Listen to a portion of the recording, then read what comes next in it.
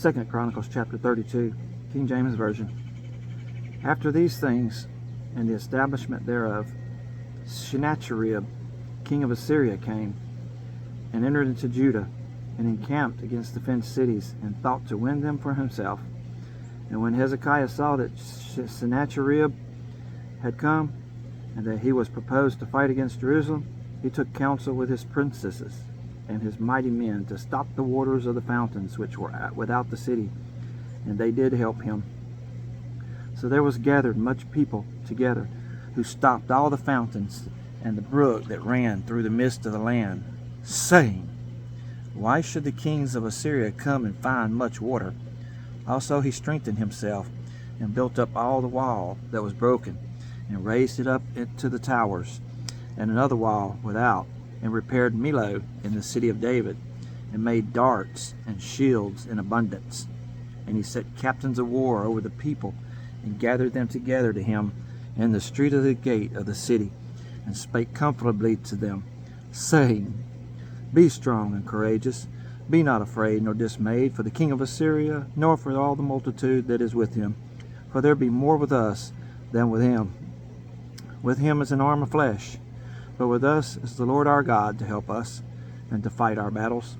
And the people rested themselves upon the words of Hezekiah king of Judah. After this did Sennacherib king of Syria send his servants to Jerusalem, but he himself laid siege against Lachish, and all his power with him, unto Hezekiah king of Judah, and unto all Judah that were at Jerusalem, saying, Thus saith Sennacherib king of Assyria, Whereon do ye trust, that ye abide in the siege in Jerusalem? Doth not Hezekiah persuade you to give yourselves to die by famine and by thirst, saying, The Lord our God shall deliver us out of the hand of the king of Syria? Hath not the same Hezekiah taken away his high places and his altars, and commanded Judah and Jerusalem, saying, You shall worship but before one altar, and burn incense upon it? Know ye not what I and my fathers have done unto all the people of other lands?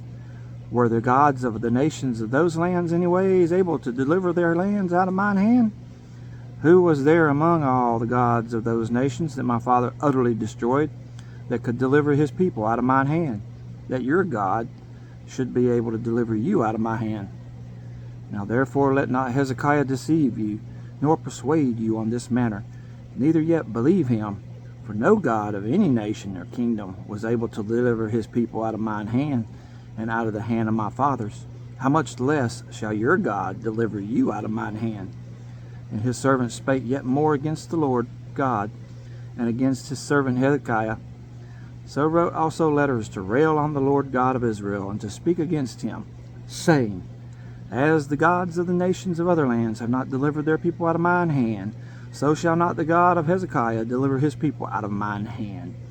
Then they cried with a loud voice in the Jews' speech unto the people of Jerusalem that were on the wall, to affright them, and to trouble them, that they might take the city.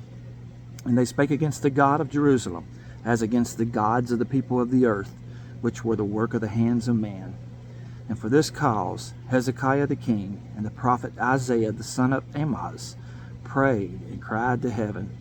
And the Lord sent an angel, which cut off all the mighty men of valor, and the leaders and captains in the camp of the king of Assyria. So he returned with shame of his face to his own land. And when he was come into the house of his God, they that came forth of his own bowels slew him there with the sword. Thus the Lord saved Hezekiah and the inhabitants of Jerusalem from the hand of Sennacherib, the king of Syria, and from the hand of all other, and guided them on every side. And many brought gifts unto the Lord to Jerusalem, and presents to Hezekiah king of Judah, so that he was magnified in the sight of all the nations from henceforth. In those days Hezekiah was sick to the death, and prayed unto the Lord, and he spake unto him, and he gave him a sign. But Hezekiah rendered not according to the benefit done unto him, for his heart was lifted up. Therefore there was wrath upon him, and upon Judah and Jerusalem. Notwithstanding Hezekiah humbled himself for the pride of his heart, but he and the inhabitants of Jerusalem, so that the wrath of the Lord came not upon them in the days of Hezekiah. And Hezekiah had exceeding much riches and honor, And he made himself treasuries for silver, and for gold, and for precious stones, and for spices, and for shields, and for all manner of pleasant jewels. Storehouses also for the increase of corn and wine and oil, and stalls for all manner of beasts, and coats for flocks.